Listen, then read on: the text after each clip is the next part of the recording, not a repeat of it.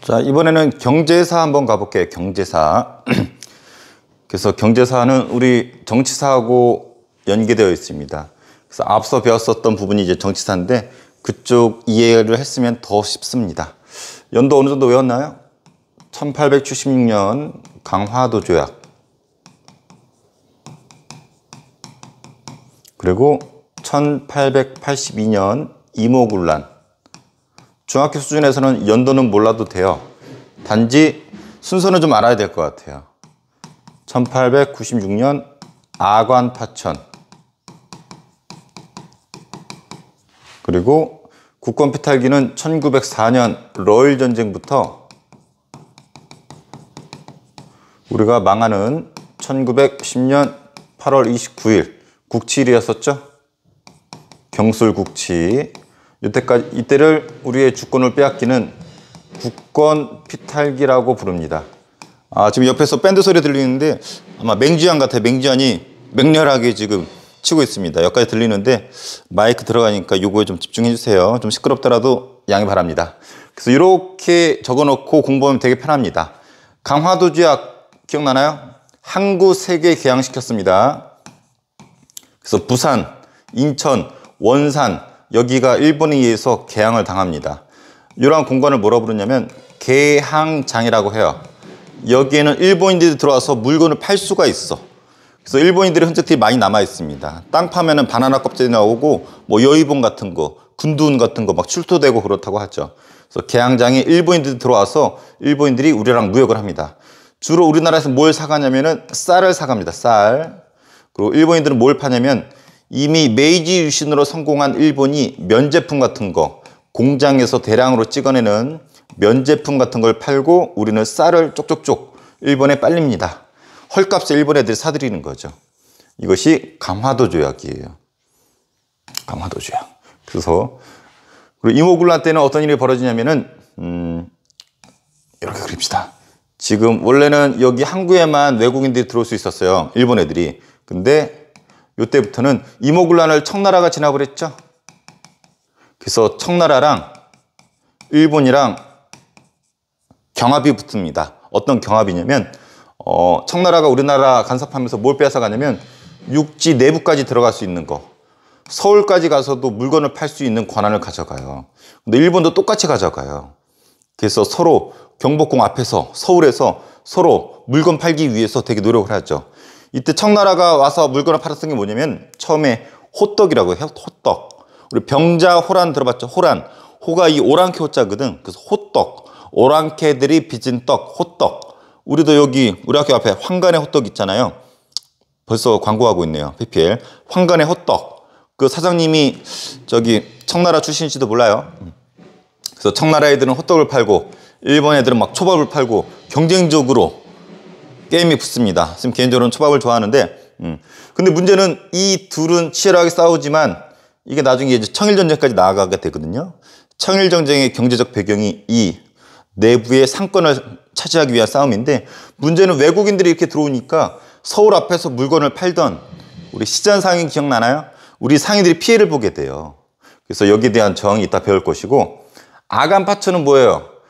아라사 공사관, 러시아 공사관으로 왕이 이동한 거죠. 누구의 간섭을 받았어요? 러시아.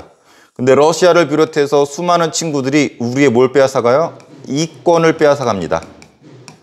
그래서 빼앗아가는 것을 침탈이라는 표현을 써요. 그래서 우리의 이권, 이빨로 하는 권법이 아니라 그랬어요. 우리의 이득이 되는 권리들 뭐가 있었어요? 광산, 뭐 산림, 그다음에 철도 이런 것들이 그 당시 때 이득이 되는 권리라고 그랬었죠. 그래서 광산은 누가 가져가냐면 미국이 가져갑니다. 그래서 선생님 노터치, 노다지 얘기해 줬었고 산림은 러시아, 철도는 일본이 가져가게 됩니다. 그래서 우리 이권이 강대국에 의해서 쪽쪽쪽 빨리던 시기가 이 아간파천 시기라고 했었어요. 그 다음에 러일 전쟁을 시작으로 우리나라 서서히 망해가잖아요. 특히 러일 전쟁과 관련해서 일본이 뭘 요구하냐면 우리나라에 못 쓰는 땅을 달라고 그랬어요. 이 못 쓰는 땅이 황무지라 부르는데 이거 일본 애들이 개관할 테니까 이거 달라 이렇게 썼고 그리고 화폐 정리 사업이라는 걸 합니다. 말 그대로 화폐를 정리하는 거예요. 어떻게 정리하냐면 우리 원래 조선이 쓰던 화폐를 없애버리고 일본이 찍어내는 화폐로 바꿉니다. 근데 이게 온전하게 바꿔지지 않아. 찌그러지거나 한 것들은 다 폐기 처분하기 때문에 우리나라 경제가 일본한테 먹히는, 그래서 대량의 빚을 빚게 됩니다. 대략 1,300만 원 빚을 짓는데, 한번 들어봤나요? 1,300만 원? 이거 딱 나오는 순간 공부한 사람들 알 거예요. 앞에 배웠기 때문에. 이런 식으로 일본이 우리나라 경제를 강대국과 함께 야금야금 먹어 들어옵니다. 이때는 쌀을 쪽쪽쪽 빨아가고, 이때는 우리의 시장을 쪽쪽쪽 빨아가고, 이때는 우리의 이권을 쪽쪽쪽 빨아가고, 이때는 땅 요구하죠. 우리의 화폐가 일본한테 경제적으로 예속당했죠. 이런 일이 벌어집니다. 이걸 정리하는 게 이거야. 강화도 조약 때는 개항장에서 무역을 하는데, 이 개항장에서는 우리의 쌀이 쪽쪽쪽 빨렸다. 그래서 쌀이 부족하니까 가격도 오르고 일본에 좋은 면직물이 들어오니까 수공업자들이 몰락하는 일을 적어놓은 거죠. 그 다음에 이모군란 때 이 내가 무슨 내자예요? 한자리 이렇게 쓰잖아.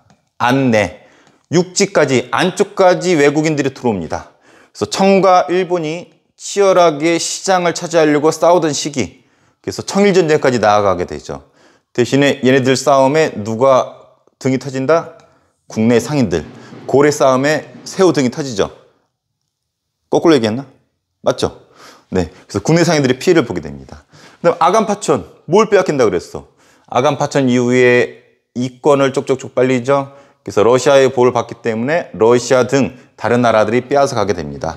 그래서 철도, 일본, 광산, 미국, 산림, 러시아가 중심이 돼서 빼앗아 가게 되죠. 그리고 국권 필탁이, 러시아하고 일본이 전쟁 치르기 때문에 일본이 못 쓰는 땅, 황무지를 요구합니다. 그리고 화폐 정리 사업을 해서 일본이 화폐를 발행한 거, 한마디로 조선화폐 대신에 일본이 발행한 화폐를 쓰도록 강요를 하죠. 그러면서 많은 빚을 지게 되었죠.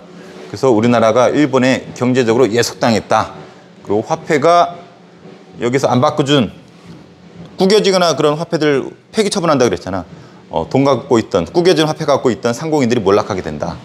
그래서 요 흐름을 저렇게 표로 정리한 겁니다. 그래서 요거 이해하면 저거 이해됐을 거예요. 근데 여기 이어서 여기에 저항을 합니다. 쌀이 쪽쪽쪽 빨리면 어때? 쌀이 부족해지고 쌀값이 올라가게 되잖아. 농민들 굶어 죽는단 말이야. 그래서 방공령이라는 것이 시작합니다. 곡식 나가는 것을 방어한다. 그래서 곡식을 팔지 못하도록 명령을 내립니다. 방공령. 그리고 이거에 저항해서 지금 외국인들이 우리 시장을 차지하고 있잖아. 그래서 상권, 시장을 지키기 위한 상권 수호운동을 벌입니다. 상권 수호운동. 여기 상권 수호운동 하던 사람의 후손이 아마 명수호이지 않을까. 명수호.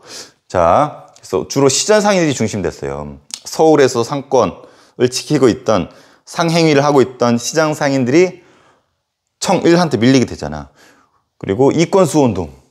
이때 이권 쪽쪽쪽 빨리죠. 여기 저항했었던, 주로 누가 중심이 됐냐면 독립협회가 이권 침탈을 비판하는 이권 수호 운동을 펼쳤습니다.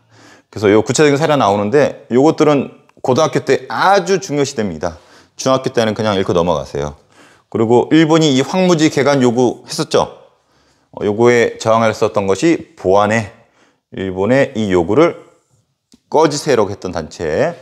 그리고 우리가 일본에 빚을 졌죠. 1,300만 원. 그래서 요걸 갚자라는 국채보상운동이 벌어지죠. 국채라는 표현이 나라의 빚이라는 뜻이에요. 그래서 일본이 강요한 빚을 갚자. 1,300만 원 정도 돼요. 그래서 대구에서 시작이 됩니다. 선생님 수업 때는 우리가 보령에 살기 때문에 보령의 김광재 선생님 얘기했는데 교과서에는 이제 서상돈이라고 요 분이 주로 대구에서 활약을 했었거든. 요 분이 더 유명하긴 합니다.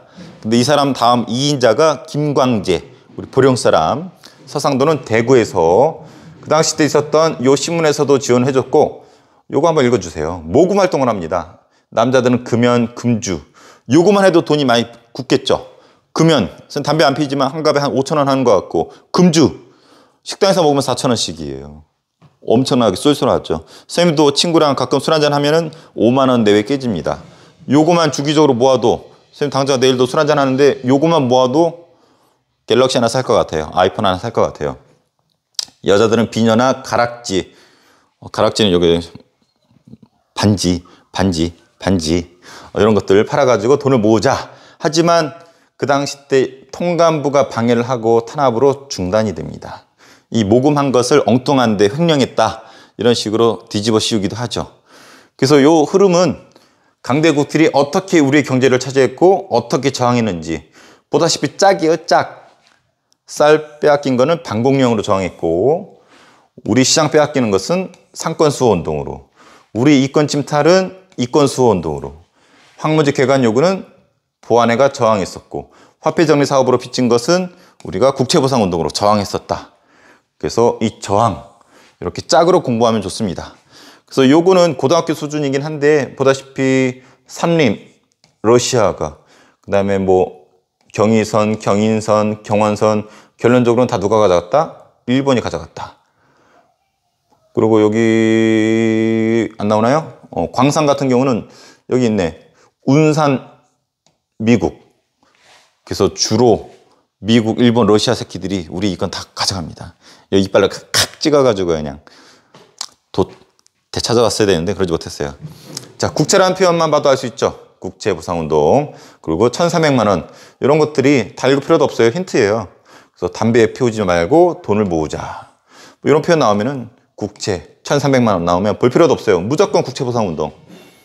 자, 한번 정리해 보세요.